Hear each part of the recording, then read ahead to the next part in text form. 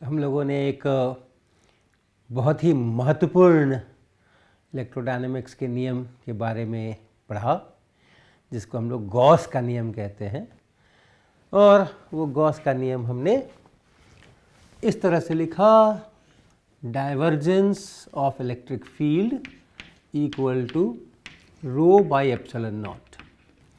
और कई उदाहरण हमने लिए जिसमें इलेक्ट्रिक फील्ड हमें पता था, तो हमने उसका डाइवर्जेंस करके और क्या चार्ज डिस्ट्रीब्यूशन है, किस जगह पर कितनी चार्ज की डेंसिटी है, वो फंक्शन यहाँ से कैलकुलेट किया, ये देखा।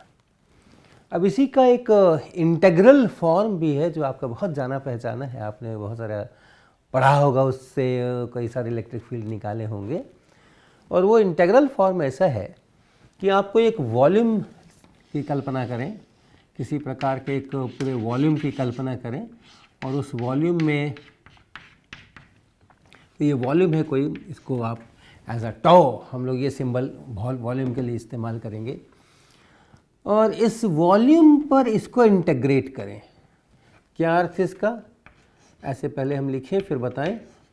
Divergence of E D tau equal to integration rho by epsilon not D tau.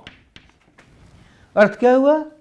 अर्थ हुआ कि ये जो पूरा वॉल्यूम है, इस वॉल्यूम के अंदर हम छोटे छोटे छोटे छोटे वॉल्यूम्स में इसको डिस्ट्रीब्यूट कर ले, और कोई एक छोटा वॉल्यूम जो अंदर में है, अंदर में उसको हम लोग डी टाउ ऐसा लिखेंगे। और ये वॉल्यूम हम पूरे यहाँ लेंगे, यहाँ लेंगे, वहाँ लेंगे, वहाँ लेंगे, पूरे वॉल्यूम के अंदर में हर जगह D tau D tau D tau D tau लेकर के, और पूरे इस टाउ को वैसे हमने बांट के रखा है। और कोई एक पकड़ा हमने, और उस जगह पे हमने इस डाइवर्जेंस ऑफ ई का मान देखा। जिस जगह पे ये डी टाउ बनाया है हमने, उसी जगह पर अगर हमने एक्सेस अपने बनाए, तो ये जो पोजीशन है, ये जो पोजीशन है, इस पोजीशन पे और हमने डी टाउ बनाया है, तो इसी पोजीशन पर क्या है, डाइवर्जेंस ऑफ ई का मान, ये हम यहाँ पर लिखें। और फिर ये जो डी टाउ हमने लिया है, आयतन जितना लिया है, वॉल्यूम जितना लिया है, उस डी टाउ से उसको मल्टीप्लाई करें, और ऐसा हर डी टाउ के लिए करें, हर एक डी टाउ के लिए ऐसा करके, और फिर सबको सम करें, तो वो कहलाएगा इंटीग्रेशन। तो इसको हम लोग वॉल्यूम इंटीग्रेशन कहेंगे, है ना। ये है वॉल्यूम इंटीग्रेशन, क्योंकि ये एक वॉल्यूम, एक आयतन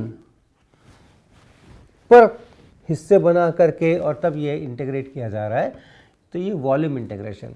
इसी तरह यहाँ देखें तो जिस जगह हमने ये डी टाउ लिया है, उस जगह पे जो चार्ज डेंसिटी है, चार्ज पर यूनिट वॉल्यूम, इस डी टाउ में अगर कोई चार्ज डी क्यू है, तो डी क्यू बटा डी टाउ ये यहाँ की चार्ज डेंसिटी कहलाएगी। तो यहाँ जो चार्ज डेंसिटी है रो, उसको लिखें, डिवाइडेड बाई एप्सिलॉन नॉट है, और फिर से उसको डी टाउ से मल्टीप्लाई करें, तो ये यहाँ का चार्ज बनेगा, रो इंटू डी टाउ, ये यहाँ का चार्ज बनेगा। और ऐसा ही हम पूरे में सभी डी टाउ पर यहाँ वहाँ वहाँ वहाँ इसको करके जोड़ दें, तो वो ये राइट हैंड साइड है। इसलिए राइट हैंड साइड में आप आराम से देख सकते हैं, इस एप्सिलॉन नॉट को अगर आप बाहर ले लें, तो हम पहले इधर का पार्ट लिखें, divergence of E D tau is equal to 1 by epsilon naught, यहाँ लिख लें, रो डी टाउ, और ये वॉल्यूम के ऊपर है, वह सेम वॉल्यूम जो इधर, वही वॉल्यूम इधर। तो ये इसको आप देख सकते हैं कि ये टोटल चार्ज कितना है इस वॉल्यूम के अंदर में, वो ये बन गया। क्योंकि ये जो रो डी टाउ है, ये रो डी टाउ इतनी दूर का चार्ज है, इस डी टाउ के अंदर का चार्ज है। इसी तरह से रो को डिफाइन ही करते हैं, चार्ज डेंसिटी। ये रो जो है, ये चार्ज डेंसिटी है, और चार्ज डेंसिटी का अर्थ है डी क्यू डी टाउ। इतने वॉल्यूम में जितना चार्ज है, अब वॉल्यूम से भाग लगा दें तो चार्ज डेंसिटी कहलाती है। इसलिए रो इंटू डी टाउ बराबर डी क्यू है ये। और ऐसा डी क्यू यहाँ, डी क्यू यहाँ, डी क्यू वहाँ, वहाँ वहाँ, पूरे वॉल्यूम के अंदर में डी टाउ में ढूंढ ढूंढ करके सबका चार्ज डी क्यू लिख के जोड़ दें, तो क्या बनेगा? बनेगा कि उस वॉल्यूम के अंदर में टोटल नेट चार्ज कितना है। कहीं पे वो चार्ज नेगेटिव भी हो सकता है, कहीं पॉजिटिव भी हो सकता है, तो सीधा जोड़ है वो कुल मिला के प्लस माइनस कर के जो अंत में इसके अंदर में जितना टोटल चार्ज है, नेट चार्ज है, वो यहाँ निकल कर के आ रहा है। तो इसको आप लिख सकते हैं Q inside over epsilon not. Inside यानी जो वॉल्यूम है इसके अंदर, और इधर का जो इंटीग्रेशन है वो एक बहुत सुंदर थ्योरम है, हम चर्चा कर चुके हैं इसकी, जिसको कहते हैं गॉस डाइवर्जेंस थ्योरम।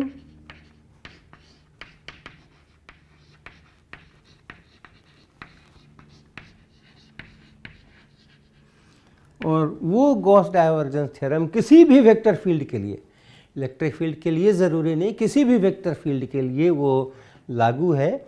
और उसके अनुसार ये बराबर है surface integration, close surface integration, और E dot dA। Gauss divergence theorem है ये। कोई भी वेक्टर फील्ड अगर है, डाइवर्जेंस उसका अगर आप लें और उसके बाद उसको वॉल्यूम, किसी वॉल्यूम के ऊपर आप इंटीग्रेट करें, जैसे अभी हमने यहाँ पर इस डाइवर्जेंस और E को इंटीग्रेट करने का मतलब बताया, उस अनुसार इसका आप करें। और दूसरी तरफ आप उसी वेक्टर फील्ड को और सरफेस इंटीग्रेशन करें, कहाँ? उस वॉल्यूम की जो बाउंड्री है वहाँ। जब वॉल्यूम है तो कहीं पर उसकी बाउंड्री आएगी कि इतना, इतने वॉल्यूम, उस वॉल्यूम के बाहर, उस वॉल्यूम के अंदर, उस बाउंड्री के बाहर, उस बाउंड्री के अंदर। तो वो जो बाउंड्री पर जो सरफेस है उस वॉल्यूम के, उस पूरे सरफेस पर हमें इंटीग्रेशन करना है। ये S जो है इस टाउ का सरफेस है। ये जो वॉल्यूम है, टोटल वॉल्यूम, ये पूरा वॉल्यूम है, उस पूरे वॉल्यूम का जो ये बाहरी सतह है सारा, वो सारा बाहरी सतह को हम लोग S बोल रहे हैं। और केवल उस S पर रहिए। इस इंटीग्रेशन के समय अंदर क्या है क्या नहीं है उसकी चिंता नहीं करना, केवल सरफेस पे रहना। और सरफेस जो है उसको छोटे छोटे छोटे डीए भागों में बांटना। तो ये जो ऊपर का सरफेस है, केवल इस ऊपर के सरफेस को देखना और इस सरफेस को छोटे छोटे डीए में बांटना। अब ये छोटा छोटा डीए बन रहा है, ये डीटो बना था, भीतर घुस करके हमने डीटो बनाए थे, लेकिन ये डीए जो बना रहे हैं ये उसके सरफेस पर ही घूम करके पूरे सरफेस को कवर कर रहे हैं। तो ये डीए हुआ, और उस डीए के ऊपर ये वेक्टर है, और ये वेक्टर क्या है कि यहाँ इस सरफेस पे परपेंडिकुलर नॉर्मल, आउटवर्ड नॉर्मल डालिए। ये जो डायरेक्शन है ये इस डीए का डायरेक्शन है। तो डीए के डायरेक्शन के लिए उस सरफेस पर आउटवर्ड नॉर्मल डालें।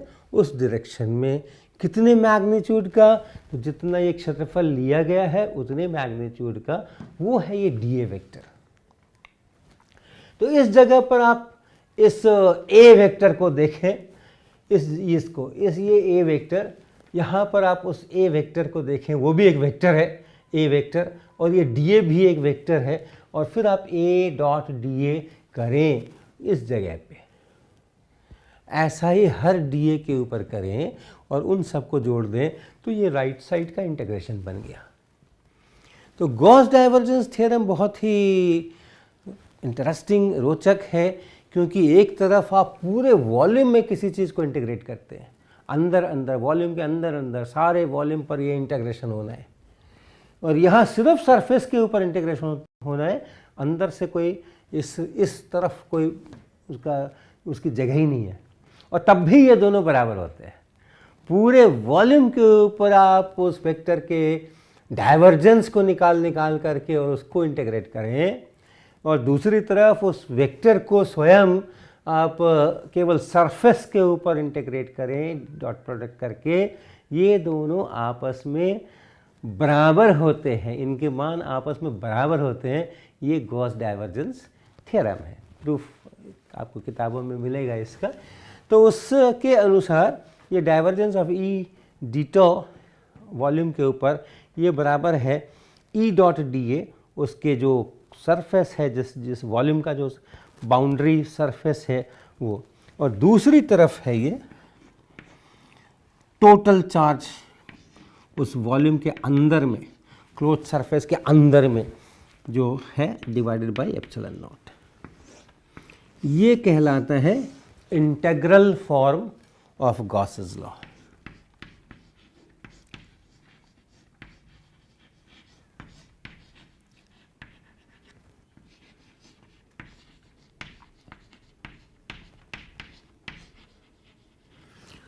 और ये कहलाता है differential form, differential form of Gauss's law. और अगर कोई मुझसे सिर्फ गॉसेस लॉ कहे बोलने को, डिफरेंशियल फॉर्म या इंटीग्रल फॉर्म ऐसा कुछ न कहे, गॉसेस लॉ क्या है, तो हम इसको कहेंगे ये पॉइंट बाय पॉइंट रिलेशन है। ये जिस पॉइंट पर हम ये चार्ज डेंसिटी लिख रहे हैं उसी पॉइंट पर हम डाइवर्जेंस ई लिख रहे हैं, और वो बराबर है, एक एक बिंदु पर अलग अलग ये बराबर है, जबकि ये पूरा मिला जुला करके और अंत में जोड़ करके कितना आ रहा है उसके अनुसार है। तो इसलिए ये सामान्यतः गॉसेस लॉ कहा जाता है, और इसको डिफरेंशियल फॉर्म भी कहते हैं क्योंकि डिफरेंशियल इक्वेशन है यहाँ पे, और ये इंटीग्रल फॉर्म ऐसा इसको कहते हैं। ये आपका परिचित फॉर्म है ना। क्लास स्कूल में जब आपने पढ़ा होगा तो उस समय आपने यही गॉसेस लॉ के नाम में यही पढ़ा होगा कि ई डॉट डी ए का इंटीग्रेशन, इसको फ्लक्स भी कहते हैं। ये जो E dot D A over a surface है, इसको हम लोग कहते हैं flux of electric field, flux of electric field.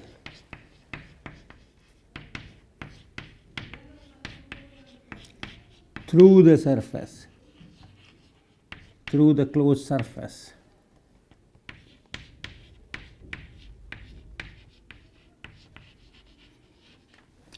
तो किसी क्लोज सरफेस से जाता हुआ टोटल इलेक्ट्रिक फ्लक्स बराबर उसके अंदर का total charge divided by epsilon not, ये सब तरह से आपने इसको पढ़ा हुआ होगा, और इसके एप्लीकेशंस भी आपने कई सारे किए होंगे। तो जो एक बहुत महत्वपूर्ण चीज़ है इसमें जानने की और अभ्यास में लाने की, वो ये है कि अंदर में राइट हैंड साइड में अगर आप देखिए तो अंदर में जितना चार्ज है वो यहाँ लिखा गया है, बाहर के चार्ज की यहाँ कोई चर्चा नहीं है। इस वॉल्यूम के बाहर भी चार्जेस हो सकते हैं, यहाँ कहीं पे, यहाँ कहीं पे, यहाँ कहीं पे, ये सब जगह पर भी चार्जेस हो सकते हैं, लेकिन इस इक्वेशन में बाहर वाले चार्जेस का कोई सरोकार नहीं है, केवल अंदर में, वॉल्यूम के अंदर में जितने चार्जेस हैं उन्हीं को लिखने का है। लेकिन जो लेफ्ट हैंड साइड में इलेक्ट्रिक फील्ड ई है, ये रिजल्टेंट इलेक्ट्रिक फील्ड है।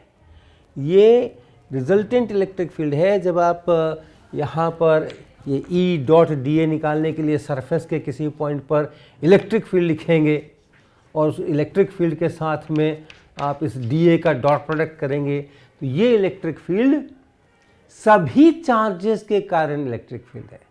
जो इस वॉल्यूम के अंदर है उनके कारण भी, जो वॉल्यूम के बाहर है उनके कारण भी। यहाँ जो इलेक्ट्रिक फील्ड लिखा जा रहा है वो कि ऐसा नहीं है, ऐसा नहीं सोचिएगा कि यहाँ केवल अंदर के चार्जेस हैं राइट हैंड साइड में तो ये अंदर के चार्जेस के कारण से इलेक्ट्रिक फील्ड है, ऐसे नहीं।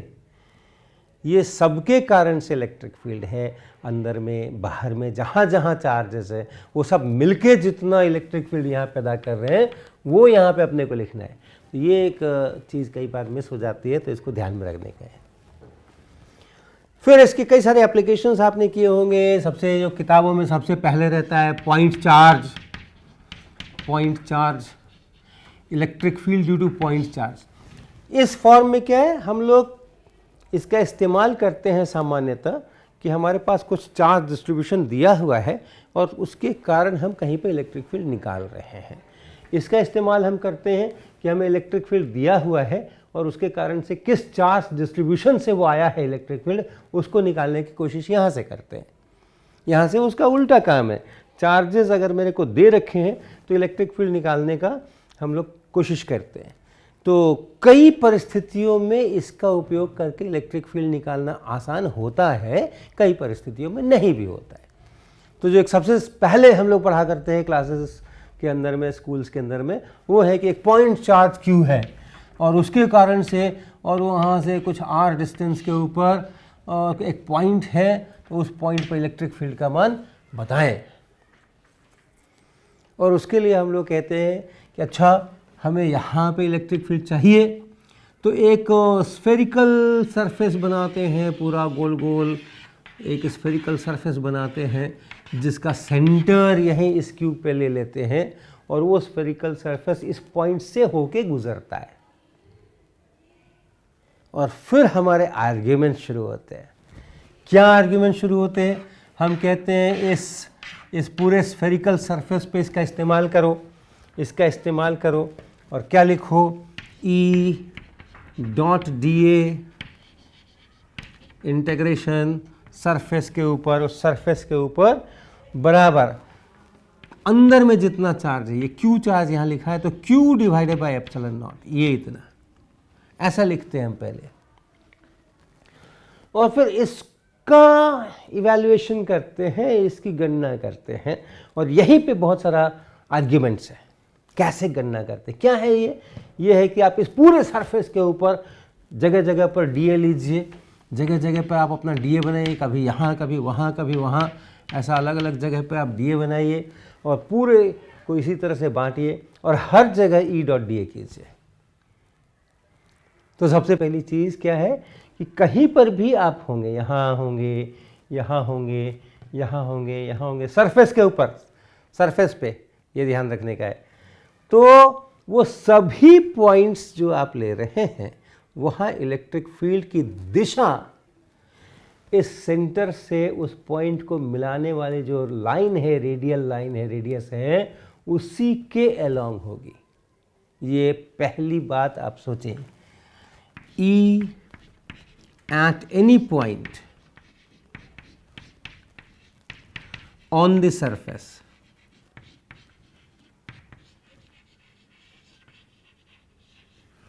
is along the radial direction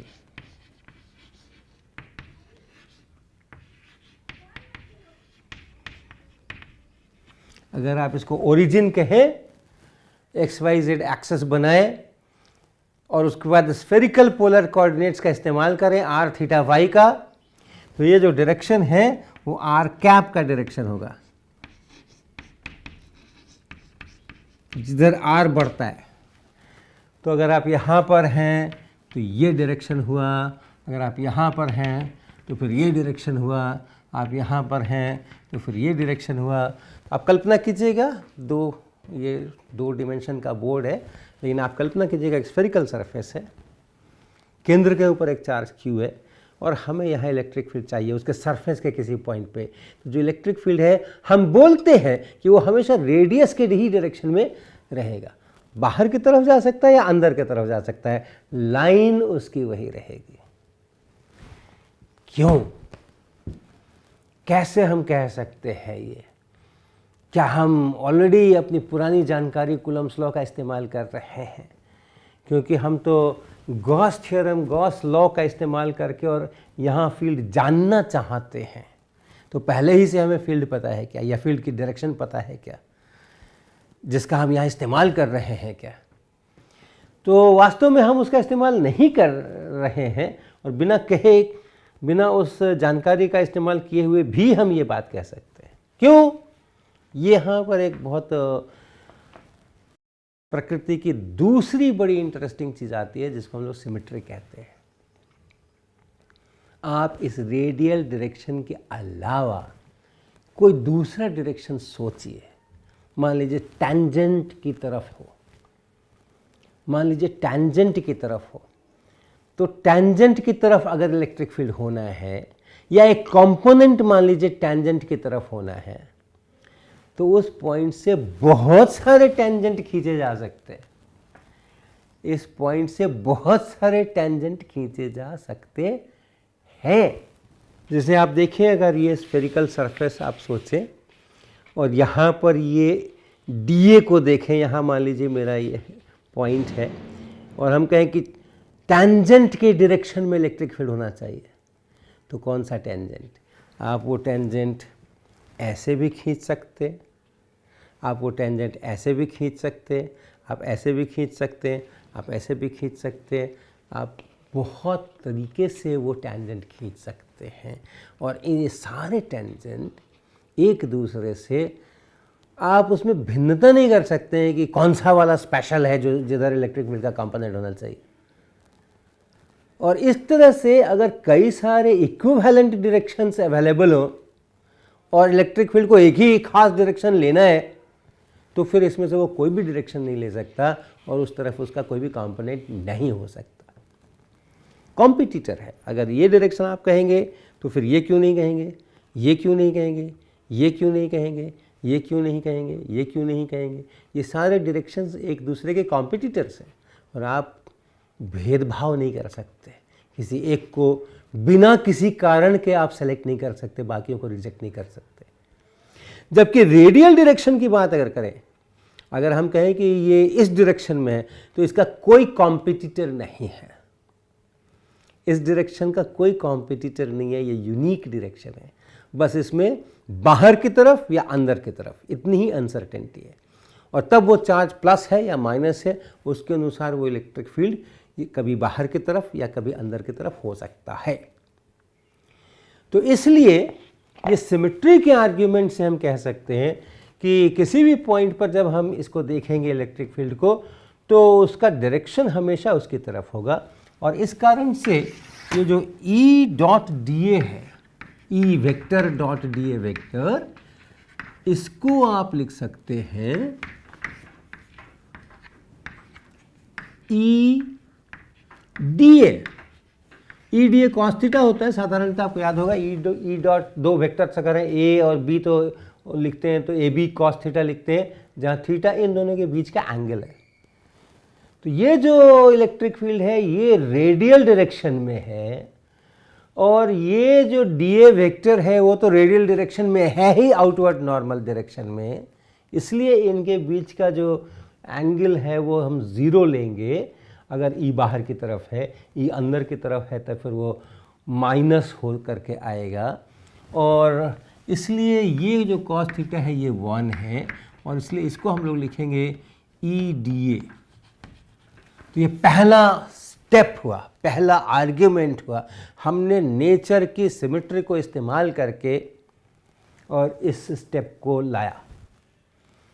अब दूसरा फिर से अब हम एक नेचर की सिमेट्री का इस्तेमाल कर रहे हैं। इस सरफेस पे आप यहाँ लीजिए, यहाँ लीजिए, यहाँ लीजिए, वहाँ लीजिए, वहाँ लीजिए, सरफेस पे रहिए। केंद्र पे चार्ज है और कहीं किसी चार्ज की हम चर्चा कर नहीं रहे, केंद्र पे चार्ज है। तो ये पॉइंट जितनी दूर है, ये पॉइंट जितनी दूर है केंद्र से, ये पॉइंट जितनी दूर है, सब बराबर हैं। और कहीं पर भी आप रहें, वो पॉइंट और कोई दूसरी जगह रहे वो पॉइंट, एक में इलेक्ट्रिक फील्ड कम हो जाए और एक में इलेक्ट्रिक फील्ड ज़्यादा हो जाए, उसके लिए फिर से आप कोई आर्ग्यूमेंट नहीं दे सकते कि यहाँ कम क्यों है और वहाँ ज़्यादा क्यों है। जैसा यहाँ सिचुएशन है वैसे ही वहाँ भी सिचुएशन है। तो इलेक्ट्रिक फील्ड का मैग्नीट्यूड भी हर जगह पर इस सरफेस के ऊपर बराबर होगा, ये भी महत्वपूर्ण है। तो ये दूसरा आर्ग्यूमेंट जब हम लोग इस्तेमाल करते हैं तब हम कहते हैं कि ये E पूरे इंटीग्रेशन के दौरान इसका मैग्नीट्यूड बदलता नहीं है और इसलिए इसको हम इंटीग्रेशन से बाहर लिख सकते हैं, E dA ऐसा लिख सकते हैं। और ये जो है इसमें dA सबको केवल हमें जोड़ देना है, याद रखिएगा वेक्टर नहीं है, अब ये केवल मैग्नीट्यूड है। तो क्षेत्रफल का मैग्नीट्यूड सारा जोड़ देंगे तो टोटल सरफेस बन जाएगा। और आप जानते हैं स्फेरिकल सरफेस में ये 4 पाई इंटू आर स्क्वायर, ये इतना बनेगा। इस तरह इसका हम लोग इवैल्यूएशन करते हैं और ऐसा सरफेस चूज इसीलिए किया था कि हम ये सब काम कर सकें। हम कोई दूसरे तरह का भी सरफेस बना सकते थे, एक चार्ज है और हमने एक ऐसा कुछ सरफेस बना लिया और इस सरफेस पर भी ये इक्वेशन सही है क्योंकि गॉस लॉ हर क्लोज सरफेस के लिए सही है। लेकिन इस सरफेस पर अगर हम इस इक्वेशन को लिखते हैं तो फिर इसमें से इसको हम अलग से इवैल्यूएट नहीं कर पाएंगे। यहाँ कुछ और इलेक्ट्रिक फील्ड होगा, यहाँ कुछ और होगा, यहाँ कुछ और होगा, यहाँ कुछ और होगा। डायरेक्शंस जो है वो रेडियल नहीं होंगे, वो सिमेट्री नहीं होगी। तो ये इक्वेशन सही होगा, लेकिन इसके आगे हम इससे बढ़ नहीं पाएंगे। इसलिए बहुत प्रॉपरली चोजन ये सरफेस होना चाहिए। इसको हम लोग गॉसियन सरफेस कहते हैं। गॉस लॉ का इस्तेमाल करने के लिए, गॉस लॉ का इस्तेमाल करने के लिए जो सरफेस हम चूज करते हैं उसको हम लोग गॉसियन सरफेस कहते हैं।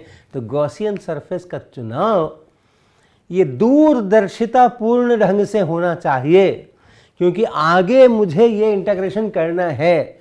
तो वो इंटीग्रेशन करने के लिए कैसे हम सिमेट्रीज का इस्तेमाल करके और ऐसा कुछ बना पाएंगे, वो दृष्टि में रखते हुए और तब इस गॉसियन सरफेस का हम लोग चुनाव करते हैं। और फिर इसके बाद का तो काम आप जानते हैं ही कि ये लेफ्ट हैंड साइड हो गया E इंटू 4πr², और राइट हैंड साइड तो Q/ε0 है ही, और इसलिए E जब करेंगे तो E बन जाएगा Q/4πε0 r²। किधर? रेडियल डायरेक्शन में। हम लोग लिखेंगे E बराबर Q/4πε0 r², r कैप। ऐसा अगर Q नेगेटिव होगा तो ये पूरा केंद्र की तरफ हो जाएगा, अगर Q पॉजिटिव होगा तो पूरा केंद्र से बाहर की ओर हो जाएगा, r कैप डायरेक्शन के अंदर में। तो ऐसे हम लोग लिखते हैं, या इसको ऐसे भी लिख सकते हैं आप, Q into r vector by 4πε0 r³। तो ये सिंपल उदाहरण हमने इसलिए लिया कि जो सिमेट्रीज की बात है कि इसको यहाँ से हम यहाँ कैसे ला रहे हैं उसकी चर्चा करने के लिए हमने इसको ऐसा लिया। ठीक यही बात होगी, ऐसा ही आप आर्ग्यूमेंट्स इस्तेमाल करेंगे अगर आपके पास एक स्फेरिकली सिमेट्रिक चार्ज डिस्ट्रीब्यूशन हो। जैसे मान लें यूनिफॉर्मली चार्ज्ड स्फीयर, पूरे वॉल्यूम है, पूरे वॉल्यूम के अंदर में, और रो कांस्टेंट है, rho is constant, charge density constant. ऐसा अगर है और उसके कारण से कहीं इलेक्ट्रिक फील्ड लिखना है तो भी आप वैसा ही कुछ कर सकते हैं। अगर यहाँ कहीं पे इलेक्ट्रिक फील्ड चाहिए तो उस पॉइंट को, उस पॉइंट से होते हुए आप फिर से वैसा ही एक स्फेरिकल, कंसेंट्रिक स्फेरिकल सरफेस खींचिए, ये इक्वेशन का इस्तेमाल कीजिए। अंदर में कितना चार्ज है, अगर ये पॉइंट इस वॉल्यूम के बाहर है तो ये पूरा का पूरा चार्ज अंदर में है, और इसलिए जितना भी चार्ज Q है वो राइट हैंड साइड में वही Q/ε0 आएगा, और इधर लेफ्ट हैंड साइड में E.dA आएगा। और ये E.dA का इंटीग्रेशन ठीक यही आर्ग्यूमेंट्स आप देखिए, सारे के सारे आर्ग्यूमेंट्स यहाँ भी लागू हैं। यहाँ इलेक्ट्रिक फील्ड की दिशा, अगर ये यूनिफॉर्मली चार्ज्ड है तो यहाँ इलेक्ट्रिक फील्ड की दिशा इस रेडियल डायरेक्शन में ही होगी। इधर हो सकती है या उधर हो सकती है, लेकिन कोई टेंजेंशियल कंपोनेंट इसका नहीं हो सकता। सेम आर्ग्यूमेंट, सेम सिमेट्री है यहाँ पे। जैसा ये दिख रहा है ये एक यूनिक डायरेक्शन है, लेकिन अगर आप उसका टेंजेंशियल कोई डायरेक्शन कोशिश करेंगे तो बहुत सारे एक दूसरे के कॉम्पिटिटर्स मिलने वाले हैं जिनमें आप विभेद नहीं कर सकते, और इसलिए सारे आर्ग्यूमेंट्स वैसे ही जाएंगे, और ये फिर से वही E इंटू 4πr² ऐसा बनेगा ये, और इसलिए फिर से आपके पास में वही बनने वाला है Q/4πε0 r²। ठीक। तो अगर यूनिफॉर्मली चार्ज स्फीयर है, और यूनिफॉर्मली चार्ज ही नहीं, स्फेरिकली सिमेट्रिक अगर है, क्या मतलब, मैंने ये शब्द इस्तेमाल किया, स्फेरिकली सिमेट्रिक चार्ज डिस्ट्रीब्यूशन। इसका अर्थ है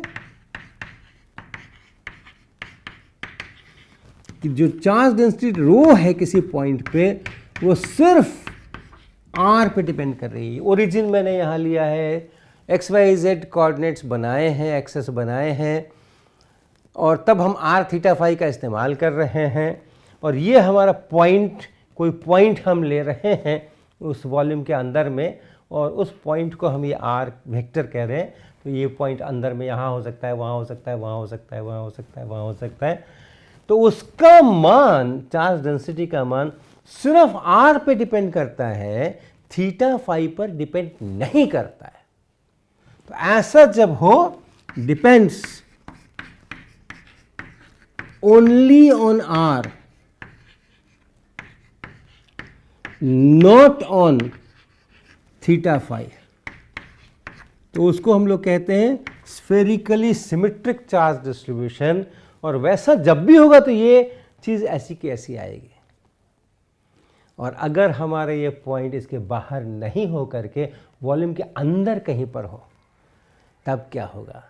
तब भी यही सिमेट्री है। फिर आप सारे आर्ग्यूमेंट्स की खोज खबर कीजिए, यही सिमेट्री है। और इसलिए अगर अंदर का भी पॉइंट आप लेते हैं, हमने ये पॉइंट यहाँ नहीं हो कि यहाँ कहीं पर है, तो भी वैसा ही कंसेंट्रिक आप स्फेरिकल सरफेस बनाएं और ये फिर से वही E इंटू 4πr² बनेगा। और दूसरी तरफ अंदर वाला चार्ज लिखना, इतना ही चार्ज लिखना है। तो जो अंदर में चार्ज है Q इन, केवल उतने को ही लिखना है बाई एप्सिलॉन नॉट। अगर यूनिफॉर्म चार्ज डेंसिटी रो है तो इसको आप लिख सकते हैं रो इंटू 4/3πr³। अंदर का टोटल चार्ज, इसके अंदर का जहां पॉइंट है, उस पॉइंट से जो स्फेरिकल सरफेस बनाया आपने, जहां आप इलेक्ट्रिक फील्ड निकालना चाहते हैं, आपका चार्ज यहां तक फैला हुआ है, आपका चार्ज यहां तक फैला हुआ है, लेकिन इलेक्ट्रिक फील्ड यहां चाहिए। तो इससे जो स्फेरिकल सरफेस बनाए हैं, इसके अंदर का चार्ज चाहिए। तो इसके अंदर का ही वॉल्यूम हम लिख रहे हैं यहाँ पर 4/3πr³ इंटू रो, अगर रो कांस्टेंट है तो, यूनिफॉर्मली चार्ज स्फीयर है तो।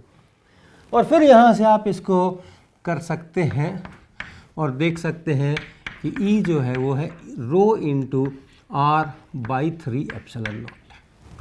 और अगर आप वेक्टर में लिखें तो E बराबर रो r/3 epsilon not. Radial direction है, अगर रो नेगेटिव है तो वो अंदर हो जाएगा, रो पॉजिटिव है तो वो बाहर हो जाएगा।